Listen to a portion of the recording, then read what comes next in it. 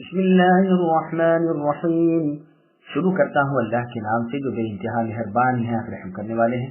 والطور وکتاب مسطور فی رق منشور والبیت المعمور والسقف المرفوع والبحر المسجور ان عذاب ربک لواقع ما له من دافع یوم تمور السماء مورا وتسير الجبال سيرا فويل يومئذ للمكذبين الذين هم في خوض يلعبون يوم يدعون إلى نار جهنم دعا هذه النار التي كنتم بها تكذبون أفسحر هذا أم أنتم لا تبصرون اصلوها فاصبروا أو لا تصبروا سواء علیکم انما تجزون ما کنتم تعملون۔ قسم ہے طور کی اور لکھی ہوئی کتاب کی جو کھلے ہوئے ورق میں ہے، اور آباد گھر کی اور اونچی چھت کی اور سلگتے دریا کی، کہ بے شک اے نبی آپ کے رب کا عذاب ہو کر رہنے والا ہے، اسے کوئی روک سکنے والا نہیں۔ جس دن آسمان تھر تھرانے لگے گا اور پہاڑ چلنے پھرنے لگیں گے، آج جھٹلانے والوں کی پوری خرابی ہے جو اپنی بےہودہ گوئی میں اچھل کود رہے ہیں۔ جس دن وہ دھکے دے دے کر آتش جہنم کی طرف لائے جائیں گے، یہی وہ آتش دوزخ ہے جسے تم جھوٹ بتلاتے تھے۔ اب بتاؤ کیا یہ جادو ہے یا تم دیکھتے ہی نہیں ہو؟ جاؤ دوزخ میں، اب تمہارا صبر کرنا اور نہ کرنا تمہارے لیے یکساں ہے، تمہیں فقط تمہارے کیے اعمال کا بدلہ دیا جائے گا۔ سامعین، اب ان آیتوں کی تفسیر سماعت کیجیے۔ اللہ کا عذاب برحق ہے۔ اللہ تعالیٰ کی مخلوق میں سے ان چیزوں کی قسم کھا کر جو اللہ کی عظیم الشان قدرت کی نشانیاں ہیں، فرماتے ہیں کہ اللہ کا عذاب ہو کر رہے گا۔ جب وہ آئے گا کسی کی مجال نہ ہوگی کہ اسے ہٹا سکے۔ طور اس پہاڑ کو کہتے ہیں جس پر درخت ہوں، جیسے وہ پہاڑ جس پر اللہ تعالیٰ نے موسیٰ علیہ السلام سے کلام کیا تھا اور جہاں سے عیسیٰ علیہ السلام کو بھیجا تھا۔ اور جو خشک پہاڑ ہو اسے جبل کہا جاتا ہے، طور نہیں کہا جاتا۔ کتاب مسطور سے مراد یا تو لوح محفوظ ہے یا اللہ کی اتاری ہوئی لکھی ہوئی کتابیں ہیں جو انسانوں پر پڑھی جاتی ہیں، اس لیے تاکہ فرما دیا کھلے ہوئے اوراق میں۔ بیت المعمور کی بابت معراج والی حدیث میں ہے کہ رسول اللہ صلی اللہ علیہ وسلم فرماتے ہیں، 7ویں آسمان سے آگے بڑھنے کے بعد مجھے بیت المعمور دکھلایا گیا جس میں ہر روز 70,000 فرشتے اللہ تعالیٰ کی عبادت کے لیے جاتے ہیں۔ دوسرے دن اتنے ہی اور، لیکن جو آج گئے ان کی باری صرف قیامت تک نہیں آتی۔ یہ روایت صحیح بخاری اور مسلم میں ہے۔ جس طرح زمین پر کعبۃ اللہ کا طواف ہوتا ہے، اسی طرح آسمانوں کے طواف کی اور عبادت کی جگہ وہ ہے۔ اسی حدیث میں ہے کہ نبی صلی اللہ علیہ وسلم نے اس وقت ابراہیم علیہ السلام کو دیکھا کہ بیت المعمور سے کمر لگائے بیٹھے ہیں۔ اس میں ایک باریک نقطہ یہ ہے کہ چونکہ خلیل اللہ ابراہیم علیہ السلام بیت اللہ کے بانی تھے جن کے ہاتھوں زمین میں کعبۃ اللہ بنا تھا، تو انہیں وہاں بھی اس کعبے سے لگے ہوئے رسول اللہ نے معراج کی رات دیکھا، تو گویا اس عمل کی جزا اسی جیسی پروردگار نے اپنے خلیل ابراہیم علیہ السلام کو دی۔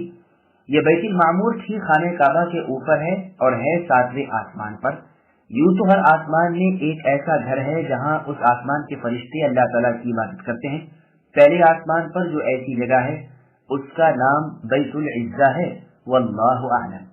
بیت المعمور کا ذکر تفسیر ابن جریر طبری میں ہے کہ ایک شخص نے علی رضی اللہ عنہ سے پوچھا کہ بیت المعمور کیا ہے؟ علی رضی اللہ عنہ نے فرمایا وہ آسمان میں ہے، اسے سراح کہا جاتا ہے، کعبے کے ٹھیک اوپر ہے۔ جس طرح زمین کا کعبہ حرمت کی جگہ ہے، اسی طرح وہ آسمانوں میں حرمت کی جگہ ہے۔ ہر روز اس میں 70,000 فرشتے نماز ادا کرتے ہیں، لیکن جو آج گئے تھے ان کی باری قیامت تک دوبارہ نہیں آتی، کیونکہ فرشتوں کی تعداد ہی اس قدر ہے۔ ایک روایت میں ہے کہ یہ پوچھنے والا ابن القوا نامی شخص تھا۔ ابن عباس رضی اللہ عنہما سے منقول ہے کہ یہ عرش کے محاذ میں ہے۔ ایک مرفوع روایت میں ہے کہ صحابہ کو انہوں نے کہا اللہ اور اس کے رسول جانتے ہیں۔ فرمایا وہ آسمانی کعبہ ہے اور زمینی کعبے کے بالکل اوپر ہے، ایسا کہ اگر وہ گرے تو اسی پر گرے۔ اس میں ہر روز 70,000 فرشتے نماز ادا کرتے ہیں، جن کی باری قیامت تک سے نہیں آتی۔ ضحاک رحمہ اللہ فرماتے ہیں یہ فرشتے ابلیس کے قبیلے کے جنات میں سے ہیں، واللہ اعلم۔ اونچی چھت سے مراد آسمان ہے، جیسے اور جگہ اللہ نے فرمایا جعلنا السماء سقفا محفوظا۔ ربیع بن انس رحمہ اللہ فرماتے ہیں مراد اس سے عرش ہے، اس لیے کہ وہ تمام مخلوق کی چھت ہے۔ اس قول کی توجیہ اس طرح ہو سکتی ہے کہ مراد عام ہو۔ بحر مسجور سے مراد وہ پانی ہے جو عرش تلے ہے، جو بارش کی طرح برسے گا، جس سے قیامت کے دن مردے اپنی اپنی قبروں سے جی اٹھیں گے۔ جمہور کہتے ہیں کہ یہی عام دریا مراد ہیں۔ انہیں جو مسجور کہا گیا ہے یہ اس لیے کہ قیامت کے دن ان دریاؤں میں آگ لگا دی جائے گی، جیسے اور جگہ ہے اللہ نے فرمایا وَإِذَا الْبِحَارُ سُجِّرَتْ، اور جب کہ دریا بھڑکا دیے جائیں گے اور ان میں آگ لگ جائے جو پھیل کر تمام اہل محشر کو گھیر لے۔ علاء بن بدر رحمہ اللہ کہتے ہیں کہ بھڑکتے ہوئے دریا اس لیے کہا گیا ہے کہ نہ اس کا پانی پینے کے کام میں آئے اور نہ کھیتی کو دیا جائے۔ یہی حال قیامت کے دن دریاؤں کا ہوگا۔ یہ معنی بھی کیے گئے ہیں کہ دریا بہتا ہوا، اور یہ بھی کہا گیا ہے کہ دریا پر شدہ ادھر ادھر جاری۔ ابن عباس رضی اللہ عنہما فرماتے ہیں مسجور سے مراد فارغ یعنی خالی ہے۔ کوئی لونڈی پانی لینے کو جائے پھر لوٹ کر کہے کہ حوض مسجور ہے، اس سے مراد یہی ہے کہ خالی ہے۔ یہ بھی کہا گیا ہے کہ معنی یہ ہے کہ اسے زمین سے روک دیا گیا ہے اس لیے کہ ڈبو نہ دے۔ ابن ابی دنیا میں ہے کہ ایک رات عمر فاروق رضی اللہ عنہ شہر کی دیکھ بھال کے لیے نکلے تو ایک مکان سے کسی مسلمان کی قرآن خوانی کی آواز کان میں پڑی۔ وہ سورہ طور پڑھ رہے تھے۔ عمر رضی اللہ عنہ نے سواری روک لی اور کھڑے ہو کر قرآن سننے لگے۔ جب وہ اس آیت پر پہنچے تو زبان سے نکل گیا کہ رب کعبہ کی قسم سچی ہے۔ پھر اپنے گدھے سے اتر پڑے اور دیوار سے تکیہ لگا کر بیٹھ گئے۔ چلنے پھرنے کی طاقت نہ رہی۔ دیر تک بیٹھے رہنے کے بعد جب ہوش و حواس ٹھکانے آئے تو اپنے گھر پہنچے، لیکن اللہ تعالیٰ کے کلام کی اس ڈراؤنی آیت کے اثر سے دل کی کمزوری کی حالت تھی کہ مہینہ بھر تک بیمار پڑے رہے، اور ایسے کہ لوگ بیمار کرسی کو آتے تھے، گو کسی کو معلوم نہ تھا کہ بیماری کیا ہے۔ ایک روایت میں ہے کہ آپ رضی اللہ عنہ کی تلاوت میں ایک مرتبہ یہ آیت آئی، اسی وقت ہچکی بن گئی اور اس قدر قلب پر اثر پڑا کہ بیمار ہو گئے۔ چنانچہ 20 دن تک عیادت کی جاتی رہی۔ اس دن آسمان تھر تھرائے گا، پھٹ جائے گا، چکر کھانے لگے گا، پہاڑ اپنی جگہ سے ہل جائیں گے، ہٹ جائیں گے، ادھر ادھر ہو جائیں گے، کانپ کانپ کر ٹکڑے ٹکڑے ہو کر پھر ریزہ ریزہ ہو جائیں گے، آخر روئی کے گالوں کی طرح ادھر ادھر اڑ جائیں گے اور بے نام و نشان ہو جائیں گے۔ اس دن ان لوگوں پر جو اس دن کو نہ مانتے تھے ویل و حسرت، خرابی اور ہلاکت ہوگی۔ اللہ تعالیٰ کا عذاب فرشتوں کی مار، جہنم کی آگ ان کے لیے ہوگی جو دنیا میں مشغول تھے اور دین کو ایک کھیل تماشا مقرر کر رکھا تھا۔ اس دن انہیں دھکے دے دے کر نارے جہنم کی طرف دھکیلا جائے گا، اور جہنم کا داروغہ ان سے کہیں گے کہ یہ وہ جہنم ہے جسے تم نہیں مانتے تھے۔ پھر مزید ڈانٹ ڈپٹ کے طور پر کہیں گے اب بولو کیا یہ جادو ہے یا تم اندھے ہو؟ جاؤ اس میں ڈوب جاؤ، یہ تمہیں چوطرف سے گھیر لے گی، اب اس کے عذاب کی تمہیں سہار ہو یا نہ ہو، ہائے بائے کرو خواہ خاموش رہو، اسی میں پڑے بلستے رہو گے، کوئی ترکیب فائدہ نہ دے گی، کسی طرح چھوٹ نہ سکو گے۔ یہ اللہ تعالیٰ کا ظلم نہیں بلکہ صرف تمہارے اعمال بد کا بدلہ ہے۔ إن المتقين في جنات ونعيم فاكهين بما آتاهم ربهم ووقاهم ربهم عذاب الجحيم كلوا واشربوا هنيئا بما كنتم تعملون متكئين على سرر مصفوفة وزوجناهم بحور عين۔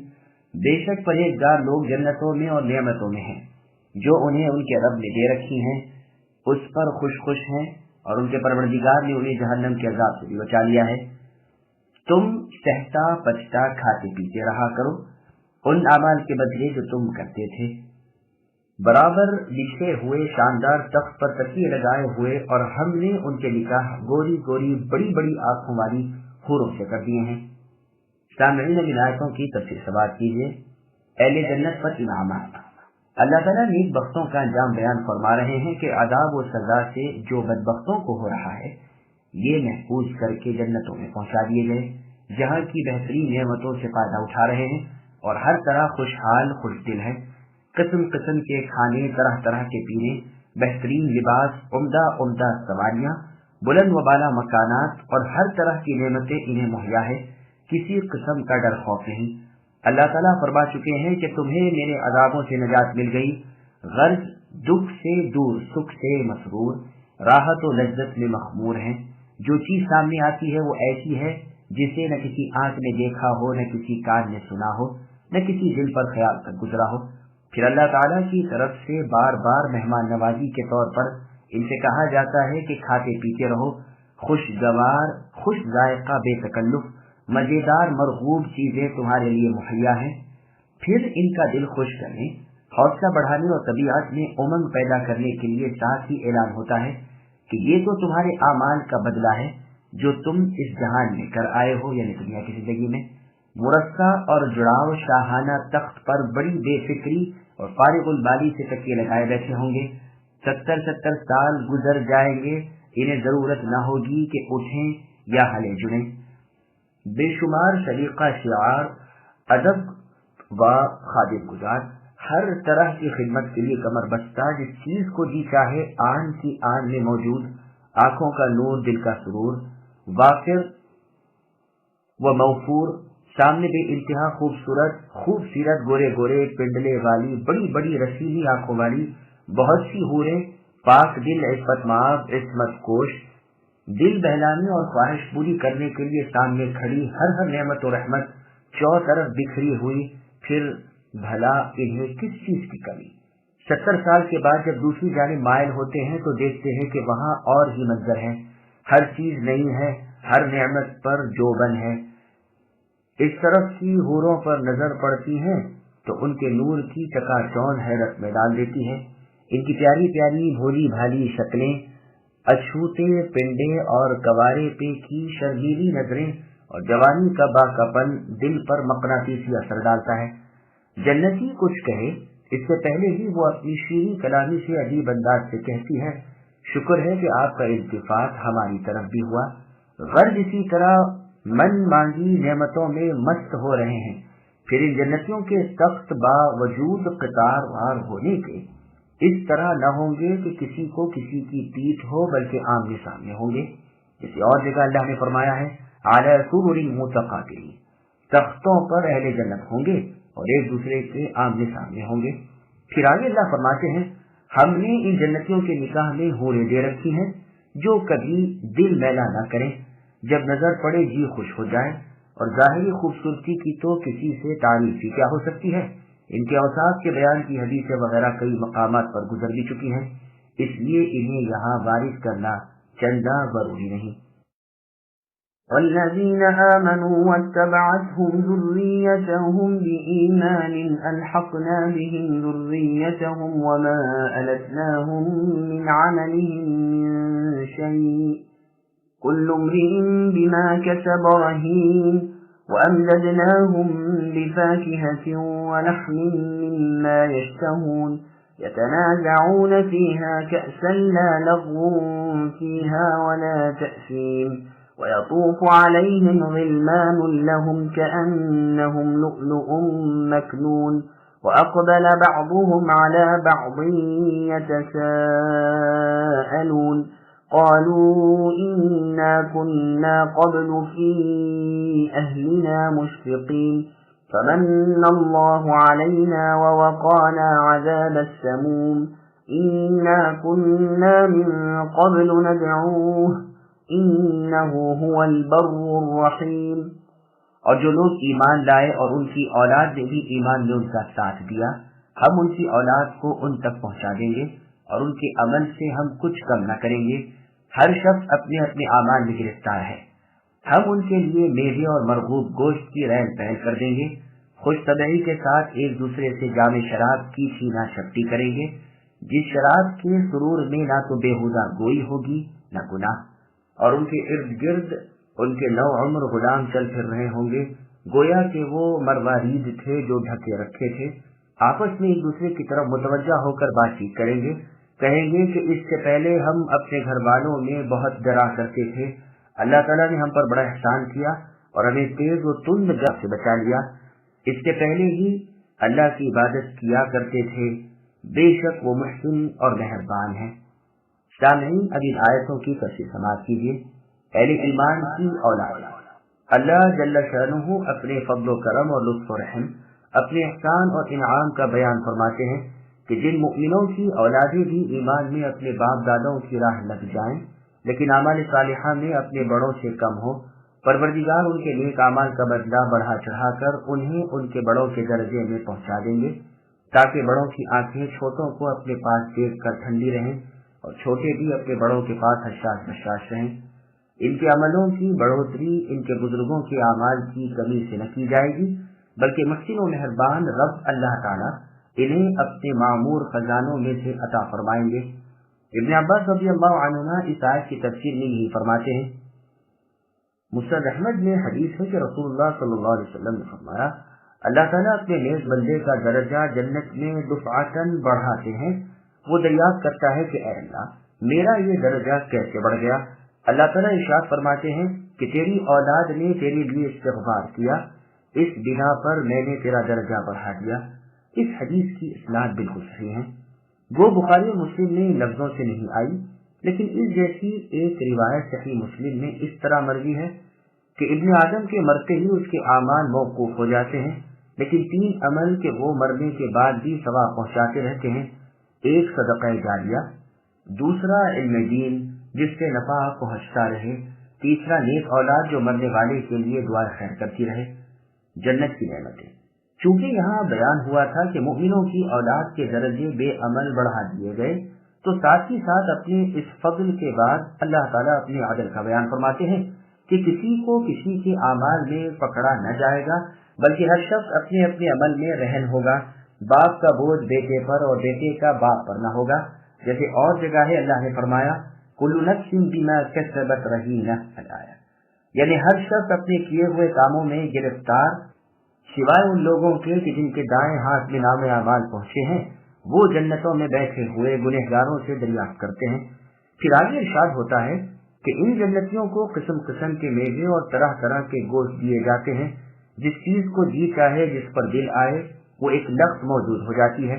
شراب طہور کے چھلکتے ہوئے جام ایک دوسرے کو پلا رہے ہیں، جس کے پینے سے سرور اور کیف و لطف اور بہار حاصل ہوتا ہے، لیکن بد زبانی بےہودہ گوئی نہیں ہوتی، ہذیان نہیں بکتے، بے ہوش نہیں ہوتے، سچا سرور اور پوری خوشی حاصل، بس جھک سے دور، گناہ سے غافل، باطل و کذب سے دور، غیبت و گناہ سے نفور۔ دنیا میں شرابیوں کی حالت دیکھی ہوگی کہ ان کے سر میں چکر، پیٹ میں درد، عقل زائل، بکواس بہت، بوبری، چہرے بے رونق، اسی طرح شراب کے بد ذائقہ اور بدبودار۔ یہاں جنت کی شراب ان تمام گندگیوں سے کوسوں دور ہے۔ یہ رنگ میں سفید، پینے میں خوش ذائقہ ہے، نہ اس کے پینے سے حواس معطل ہو، نہ بک جھک ہو، نہ بہکے، نہ بھٹکے، نہ سر درد ہو، نہ اور کسی طرح ضرر پہنچائے۔ ہنسی خوشی اس پاک شراب کے جام پی پلا رہے ہوں گے۔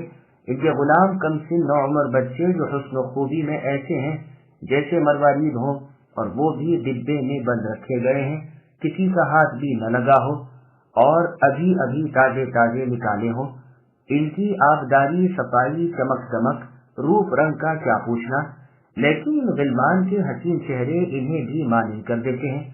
اور جگہ یہ مضمون ان الفاظ میں ادا کیا گیا ہے، یطوف علیہم ولدان مخلدون، یعنی ہمیشہ نو عمر اور کم سن رہنے والے چھوٹے بچے، آب خورے، آفتابے اور ایسی شراب صاف کے جام کہ جن کے پینے سے نہ درد سر ہو اور نہ بہکے، اور جس قسم کا میوہ یہ پسند کریں اور جس پری کا گوشت یہ چاہیں، ان کے پاس بار بار لانے کے لیے چو طرف کمر بستہ چل پھر رہے ہیں۔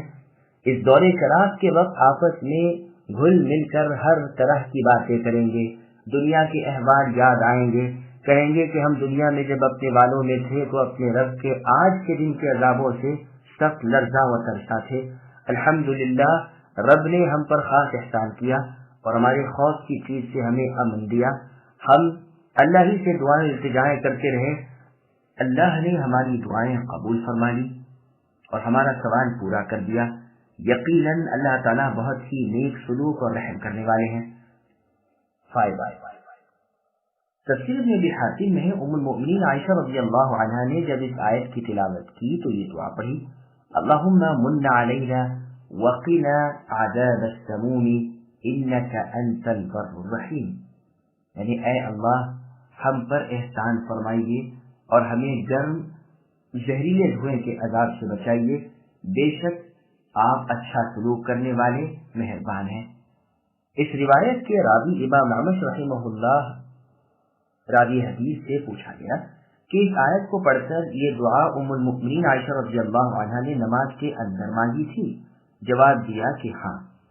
فذكر فما أنت بنعمة ربك بكاهن ولا مجنون أم يقولون شاعر نتربص به ريب المنون قل تربصوا فإني معكم من المتربصين أم تأمرهم أحلامهم بهذا أم هم قوم طاغون أم يقولون تقوله بل لا يؤمنون فليأتوا بحديث مثله إن كانوا صادقين أم خلقوا من غير شيء أم هم الخالقون أم خلقوا السماوات والأرض بل لا يوقنون أم عندهم خزائن ربك أم هم المسيطرون أم لهم سلم يستمعون فيه فليأت مستمعهم بسلطان مبين أم له البنات ولكم البنون أم تسألهم أجرا فهم من مغرم مثقلون أم عندهم الغيب فهم يكتبون أم يريدون كيدا فالذين كفروا هم المكيدون أم لهم إله غير الله سبحان الله عما يشركون۔ آپ اے نبی سمجھاتے رہیے کیونکہ آپ اپنے رب کے فضل سے نہ تو کاہن ہیں نہ دیوانے۔ کیا کافر یوں کہتے ہیں کہ یہ شاعر ہے، ہم اس پر زمانے کے حوادث یعنی موت کا انتظار کر رہے ہیں؟ آپ کہہ دیجئے تم منتظر رہو، میں بھی تمہارے ساتھ انتظار کرنے والوں میں ہوں۔ کیا ان کی عقلیں انہیں یہی سکھاتی ہیں یا یہ لوگ شرارت پر ہی ہیں؟ کیا یہ کہتے ہیں کہ اس نبی نے قرآن خود گھڑ لیا ہے؟ واقعہ یہ ہے کہ ان میں ایمان ہی نہیں۔ اچھا اگر یہ سچے ہیں تو بھلا اس جیسی ایک ہی بات یہ بھی تو لے آئیں۔ کیا یہ بغیر کسی پیدا کرنے والے کے خود بخود پیدا ہو گئے ہیں یا یہ خود پیدا کرنے والے ہیں؟ کیا انہوں نے ہی آسمان و زمین کو پیدا کیا ہے؟ بلکہ یہ یقین نہ کرنے والے لوگ ہیں۔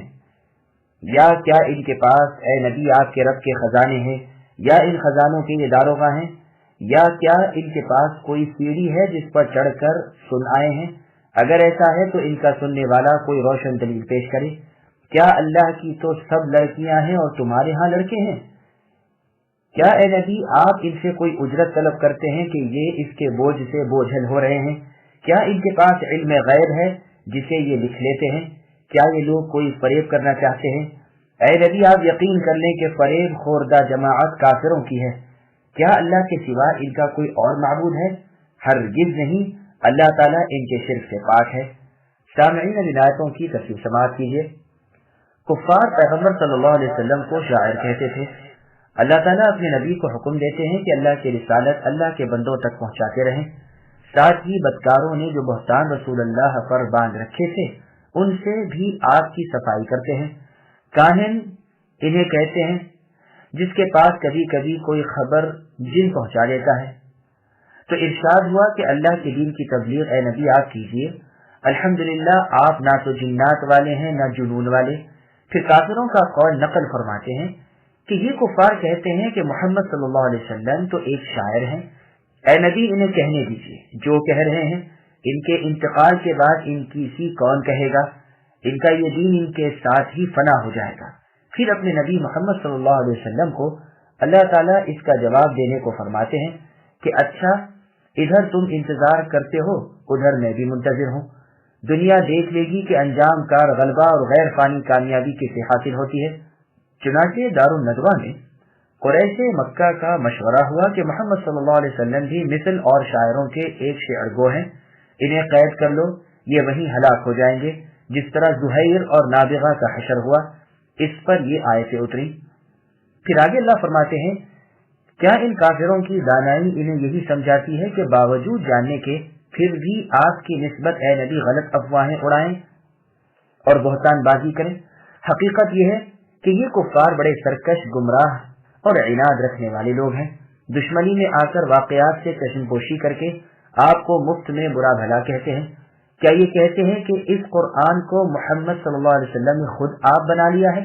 فی الواقع ایسا تو نہیں، لیکن ان کا کفر ان کے منہ سے یہ غلط اور جھوٹ بات نکلوا رہا ہے۔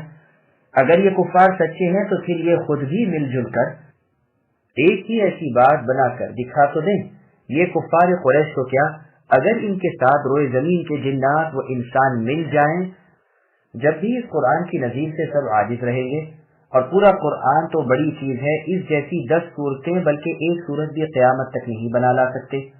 توحید الوہیت اور توحید ربوبیت کے دلائل۔ توحید ربوبیت اور توحید الوہیت کا ثبوت دیا جا رہا ہے۔ اللہ تعالیٰ فرماتے ہیں، کیا یہ کفار بغیر موجد کے موجود ہو گئے یا یہ خود اپنے موجد آپ ہی ہیں؟ دراصل دونوں باتیں نہیں، بلکہ ان کا خالق اللہ تعالیٰ ہے۔ یہ کچھ نہ تھے، اللہ تعالیٰ نے انہیں پیدا کر دیا۔ جبیر بن مطعم رضی اللہ عنہ فرماتے ہیں، نبی صلی اللہ علیہ وسلم مغرب کی نماز میں سورہ طور کی تلاوت کر رہے تھے، میں کان لگائے سن رہا تھا۔ جب نبی صلی اللہ علیہ وسلم مسیطرون تک پہنچے تو میری یہ حالت ہو گئی کہ گویا میرا دل اڑا جا رہا ہے۔ یہ روایت بخاری کی ہے، نیز مسلم میں بھی ہے۔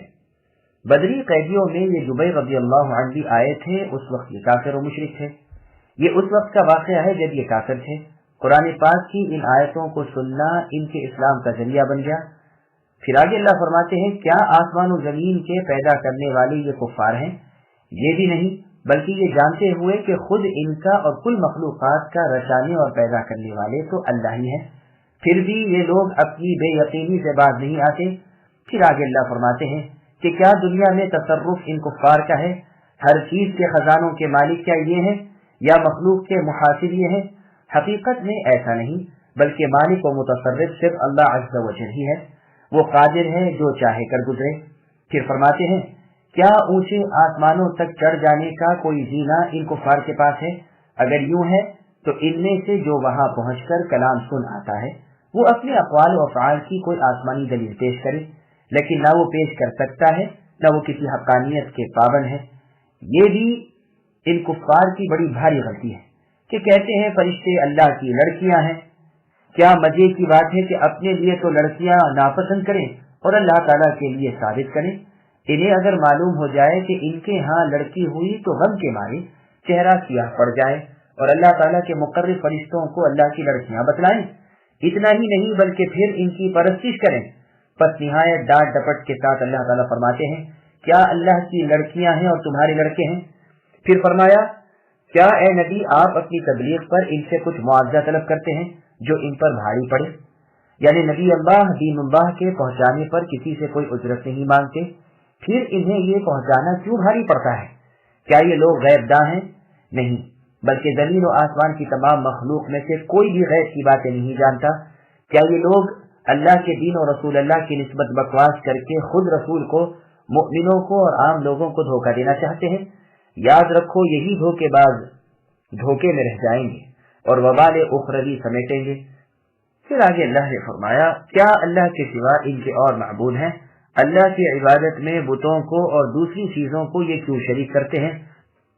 اللہ تو شرکت سے مبرہ اور شریک سے پاک اور مشرکوں کے اس فعل سے سخت بیزار ہے۔ وَإِن يَرَوْا كِسْفًا مِّنَ السَّمَاءِ سَاقِطًا يَقُولُوا سَحَابٌ مَّرْكُومٌ فَذَرْهُمْ حَتَّىٰ يُلَاقُوا يَوْمَهُمُ الَّذِي فِيهِ يُصْعَقُونَ يَوْمَ لَا يُغْنِي عَنْهُمْ كَيْدُهُمْ شَيْئًا وَلَا هُمْ يُنصَرُونَ وَإِنَّ لِلَّذِينَ ظَلَمُوا عَذَابًا دُونَ ذَلِكَ وَلَٰكِنَّ أَكْثَرَهُمْ لَا يَعْلَمُونَ وَاصْبِرْ لِحُكْمِ رَبِّكَ فَإِنَّكَ بِأَعْيُنِنَا وَسَبِّحْ بِحَمْدِ رَبِّكَ حِينَ تَقُومُ وَمِنَ اللَّيْلِ فَسَبِّحْهُ وَإِدْبَارَ النُّجُومِ۔ اگر یہ کافر لوگ آسمان کے کسی ٹکڑے کو گرتا ہوا دیکھ لیں تب بھی کہہ دیں کہ یہ تو تہ بتہ بادل ہے، اے نبی آپ انہیں چھوڑ دیجئے یہاں تک کہ انہیں اس دن سے صادقہ پڑے جس میں یہ بے ہوش کر دیے جائیں گے، جس دن انہیں ان کا مکر کچھ کام نہ آئے گا اور نہ وہ مدد کیے جائیں گے۔ بے شک ظالموں کے لیے اس کے علاوہ اور عذاب بھی ہیں، لیکن ان لوگوں میں سے اکثر بے علم ہیں۔ اے نبی آپ اپنے رب کے حکم کے انتظار میں صبر سے کام لیجئے، بے شک آپ پر ہماری آنکھیں لگی ہوئی ہیں، صبح کو جب آپ اٹھے اپنے رب کی پاکی اور حمد بیان کیا کریں، اور رات کو بھی اللہ کی تسبیح پڑھیے اور ستاروں کے ڈوبتے وقت بھی۔ سامعین بلاتوں کی تفصیل سماعت کیجیے۔ قیامت کا ذکر مشرکوں اور کافروں کے عناد کا بیان ہو رہا ہے کہ یہ اپنی سرکشی، ضد اور ہٹ دھرمی میں اس قدر بڑھ گئے ہیں کہ اللہ تعالیٰ کے عذاب کو محفوظ کر لینے کے بعد بھی انہیں ایمان کی توفیق نہ ہوگی۔ یہ اگر دیکھ لیں گے کہ آسمان کا کوئی ٹکڑا اللہ تعالیٰ کا عذاب بن کر ان کے سروں پر گر رہا ہے تو بھی انہیں تصدیق و یقین نہ ہوگا، بلکہ صاف کہہ دیں گے کہ غلیظ ابر ہے، یعنی موٹا، جو پانی برسانے کو آ رہا ہے۔ جیسے اور جگہ اللہ نے فرمایا وَلَوْ فَتَحْنَا عَلَيْهِمْ بَابًا مِنَ السَّمَاءِ الْآيَةِ، یعنی اگر ہم ان کافروں پر ان کے لیے آسمان کا کوئی دروازہ بھی کھول دیں اور یہ وہاں چڑھ جائیں، تب بھی یہ تو یہی کہیں گے کہ ہماری آنکھیں باندھ دی گئی ہیں، بلکہ ہم پر جادو کر دیا گیا ہے۔ یعنی معجزات جو یہ طلب کر رہے ہیں اگر ان کی چاہت کے مطابق ہی دکھا دیے جائیں، بلکہ خود انہیں آسمانوں پر چڑھا دیا جائے، جب بھی یہ کوئی بات بنا کر ٹال دیں گے اور ایمان نہ لائیں گے۔ اے نبی صلی اللہ علیہ وسلم، آپ انہیں چھوڑ دیجئے، قیامت والے دن خود انہیں معلوم ہو جائے گا۔ اس دن ان کی ساری فریب کاریاں رکھی کی رکھی رہ جائیں گی، کوئی مکاری وہاں کام نہ دے گی، چوکڑی چوک جائیں گے اور چالاکی بھول جائیں گے۔ آج جن جن کو یہ پکارتے ہیں اور اپنا مددگار جانتے ہیں، اس دن سب کے منہ تکیں گے اور کوئی نہ ہوگا جو ان کی ذرا سی بھی مدد کر سکے، بلکہ ان کی طرف سے کچھ عذر بھی پیش کر سکے۔ یہی نہیں کہ انہیں صرف قیامت کے دن ہی عذاب ہو اور یہاں اطمینان و آرام کے ساتھ زندگی گزار لیں، بلکہ ناانصافوں کے لیے اس سے پہلے دنیا میں بھی عذاب تیار ہیں۔ جیسے اور جگہ اللہ نے فرمایا وَلَنُذِيقَنَّهُم مِّنَ الْعَذَابِ الْأَدْنَىٰ دُونَ الْعَذَابِ الْأَكْبَرِ لَعَلَّهُمْ يَرْجِعُونَ، یعنی ہم ان کافروں کو آخرت کے بڑے عذابوں کے علاوہ دنیا میں بھی عذاب کا مزہ چکھائیں گے تاکہ یہ رجوع کریں۔ لیکن ان میں کے اکثر بے علم ہیں، نہیں جانتے کہ یہ دنیاوی مصیبتوں میں بھی مبتلا ہوں گے اور اللہ کی نافرمانیاں رنگ لائیں گی۔ یہی بے علمی ہے جو انہیں اس بات پر آمدہ کرتی ہے کہ گناہ پر گناہ، ظلم پر ظلم کرتے جائیں، پکڑے جاتے ہیں، عبرت حاصل ہوتی ہے، لیکن جہاں پکڑ ہٹی یہ پھر ویسے کے ویسے سخت دل بن کر بدکار بن گئے۔ بعض حدیث میں ہے کہ منافق کی مثال اونٹ کی سی ہے، جس طرح اونٹ نہیں جانتا کہ اسے کیوں باندھا اور کیوں کھولا، اسی طرح منافق بھی نہیں جانتا کہ کیوں بیمار ڈالا گیا اور کیوں تندرست کر دیا گیا۔ اثر الہی میں ہے، بندہ کہتا ہے کہ اے اللہ میں کتنی ایک آپ کی نافرمانیاں کروں گا اور آپ مجھے سزا نہ دیں گے۔ اللہ تعالیٰ نے فرمایا اے میرے بندے، کتنی مرتبہ میں نے تجھے عافیت دی اور تجھے علم بھی نہ ہوا۔ پھر آگے اللہ فرماتے ہیں کہ اے نبی آپ صبر کیجئے، ان کی ایذا دہی سے تنگ دل نہ ہو جائیے، ان کی طرف سے کوئی خطرہ بھی دل میں نہ لائیے۔ سنیے آپ ہماری حفاظت میں ہیں، آپ ہمارے آنکھوں کے سامنے ہیں، آپ کی نگہبانی کے ذمہ دار خود ہم ہیں، تمام دشمنوں سے آپ کو بچانا ہمارے سپرد ہے۔ اللہ کی تسبیح ہے۔ پھر اللہ تعالیٰ حکم دیتے ہیں کہ جب اے نبی آپ کھڑے ہوں تو اللہ تعالیٰ کی پاکی اور تعریف بیان کیجیے۔ اس کا ایک مطلب یہ بیان کیا گیا ہے کہ جب نماز کے لیے کھڑے ہوں، دوسرا مطلب یہ بیان کیا گیا ہے کہ جب رات کو آپ جاگیں۔ دونوں مطلب درست ہیں۔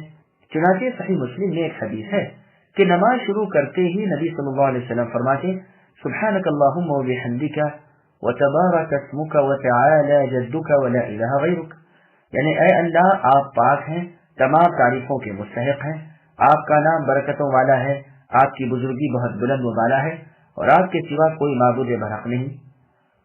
مسند احمد اور سنن میں بھی رسول اللہ صلی اللہ علیہ وسلم کا یہ کہنا مروی ہے۔ مسند احمد میں ہے کہ رسول اللہ صلی اللہ علیہ وسلم نے فرمایا جو شخص رات کو جاگے اور کہے لا الہ الا اللہ وحدہ لا شریک لہ لہ الملک ولہ الحمد وهو علی کل شیء قدیر، یعنی نہیں ہے کوئی معبود برحق سوائے اللہ کے، وہ اکیلے ہیں، ان کا کوئی شریک نہیں، بادشاہت انہی کی ہے اور تعریف اور شکر بھی انہی کے لیے ہے اور وہ ہر چیز پر قادر ہے۔ سبحان اللہ والحمد للہ ولا الہ الا اللہ واللہ اکبر ولا حول ولا قوت الا باللہ، اللہ کی ذات پاک ہے، تعریف و شکر اللہ ہی کے لیے ہے اور نہیں ہے کوئی معبود برحق سوائے اللہ کے، اور اللہ سب سے بڑے ہیں، اور نیکی کرنے کی طاقت اور برائی سے بچنے کی ہمت اللہ کی توفیق اور اجازت کے بغیر ممکن نہیں۔ پھر اس کے بعد خواہ بندہ اپنے لیے بخشش کی دعا کرے، خواہ جو چاہے طلب کرے، اللہ تعالیٰ اس کی دعا قبول فرماتے ہیں۔ پھر اگر اس نے پختہ ارادہ کیا اور وضو کر کے نماز بھی ادا کی تو وہ نماز قبول کی جاتی ہے۔ یہ حدیث صحیح بخاری اور سنن میں بھی مروی ہے۔ مجاہد رحمہ اللہ فرماتے ہیں اللہ تعالیٰ کی تسبیح اور حمد کے بیان کرنے کا حکم ہر مجلس سے کھڑے ہونے کے وقت ہے۔ ابو الاحوص رحمہ اللہ کا قول بھی یہی ہے کہ جب کسی مجلس سے اٹھنا چاہے یہ پڑھے سبحانک اللہم و بحمدک۔ عطاء بن ابی رباح رحمہ اللہ بھی یہی فرماتے ہیں اور فرماتے ہیں کہ اگر اس مجلس میں نیکی ہوئی ہے تو وہ اور بڑھ جاتی ہے، اور اگر کچھ اور ہوا ہے تو یہ کلمہ اس کا کفارہ ہو جاتا ہے۔ سنن ترمذی میں ہے رسول اللہ فرماتے ہیں کہ جو شخص کسی مجلس میں بیٹھے وہاں کچھ بک جھک ہوا اور کھڑا ہونے سے پہلے ان کلمات کو کہہ لے تو اس مجلس میں جو کچھ ہوا ہے اس کا کفارہ ہو جاتا ہے۔ اس حدیث کو امام ترمذی رحمہ اللہ حسن صحیح کہتے ہیں۔ امام حاکم رحمہ اللہ اسے مستدرک میں روایت کر کے فرماتے ہیں اس کی سند مسلم کی شرط پر ہے۔ ہاں امام بخاری رحمہ اللہ نے اس میں علت نکالی ہے۔ میں یعنی ابن کثیر کہتا ہوں کہ امام احمد، امام مسلم، امام ابو حاتم، امام ابو زرعہ، امام دارقطنی رحمہ اللہ وغیرہ نے بھی اسے معلول کہا ہے اور وہم کی نسبت ابن جریج رحمہ اللہ کی طرف کی ہے، مگر یہ روایت سنن نبی داؤد میں جس سند سے مروی ہے اس میں ابن جریج رحمہ اللہ ہے ہی نہیں، اور وہ روایت سندن بالکل صحیح ہے۔ اور حدیث میں ہے رسول اللہ صلی اللہ علیہ وسلم اپنی آخری عمر میں جس مجلس سے کھڑے ہوتے ان کلمات کو کہتے، بلکہ ایک شخص نے پوچھا بھی کہ اللہ کے رسول آپ اس سے پہلے تو اسے نہیں کہتے تھے۔ رسول اللہ نے فرمایا مجلس میں جو کچھ ہوا ہو یہ کلمات اس کا کفارہ ہو جاتے ہیں۔ یہ روایت بھی سنن ابی داؤد کی ہے۔ سنن ابی داؤد ہی میں ہے کہ عبداللہ ابن عمرو رضی اللہ عنہ فرماتے ہیں یہ کلمات ایسے ہیں کہ جو انہیں کسی مجلس سے اٹھتے وقت 3 مرتبہ کہہ لے اس کے لیے یہ کفارہ ہو جاتے ہیں۔ مجلس خیر اور مجلس ذکر میں انہیں کہنے سے یہ مثل مہر کے ہو جاتے ہیں۔ فائدہ: الحمدللہ میں نے ایک علیحدہ جز میں ان تمام حدیثوں کو، ان کے الفاظ کو اور ان کی سندوں کو جمع کر دیا ہے اور ان کی علتیں بھی بیان کر دی ہیں اور اس کے متعلق جو کچھ لکھنا تھا لکھ دیا ہے۔ پھر آگے ارشاد ہوتا ہے کہ رات کے وقت اللہ کی یاد اور اللہ کی عبادت، تلاوت اور نماز کے ساتھ اے نبی کرتے رہیے، جیسے فرمان ہے وَمِنَ اللَّيْلِ فَتَهَجَّدْ، رات کے وقت تہجد پڑھا کیجیے، یہ اے نبی آپ کے لیے نفل ہے۔ ممکن ہے کہ آپ کے رب اللہ تعالیٰ آپ کو مقام محمود پر اٹھائے۔ ستاروں کے ڈوبتے وقت سے مراد صبح کی فرض نماز سے پہلے کی 2 رکعتیں ہیں کہ وہ دونوں ستاروں کے غروب ہونے کے لیے جھک جانے کی وقت پڑھی جاتی ہیں۔ چنانچہ ایک مرفوع حدیث میں ہے ان سنتوں کو نہ چھوڑو گو گھوڑے تمہیں کچل ڈالیں۔ اسی حدیث پر نظریں رکھ کر امام احمد رحمہ اللہ کے بعد اصحاب نے تو انہیں واجب کہا ہے، لیکن یہ ٹھیک نہیں، اس لیے کہ حدیث میں ہے دن رات میں 5 نمازیں ہیں۔ سننے والے نے کہا کیا مجھ پر اس کے سوا اور کچھ بھی ہے؟ رسول اللہ نے فرمایا نہیں، مگر یہ کہ تو نفل ادا کرے۔ یہ روایت بخاری، مسلم، ابو داؤد وغیرہ میں ہے۔ ام المؤمنین عائشہ رضی اللہ عنہا سے صحیح مسلم میں روایت ہے کہ رسول اللہ نوافل میں سے کسی نفل کی بنسبت صبح کی 2 سنتوں کے زیادہ پابندی اور نگرانی نہ کرتے تھے۔ صحیح مسلم میں ہے رسول اللہ فرماتے ہیں صبح کے فرضوں سے پہلے کی یہ 2 سنتیں ساری دنیا سے اور جو کچھ اس میں ہے اس سے بہتر ہیں۔